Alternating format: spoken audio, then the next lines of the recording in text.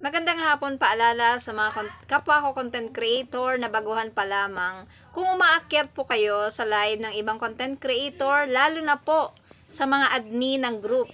Kung kayo po ay umaasa na tataas din po or magkakaroon kayo ng benefits gaya ng engagement, madadagdagan ng inyong minutes views, stars, dahil sa pag-akyat ninyo sa live ng inyong admins, nagkakamali po kayo sapagkat tanging ang host o may-ari lamang po ng live ang siyang magkakaroon ng benefit sa live niya.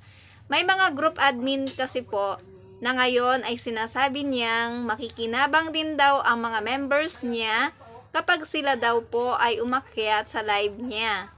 Maaari lamang po kayong maipromote sa manonood ng live ang tanging benefits ninyo sa pag-akyat, wala na pong iba.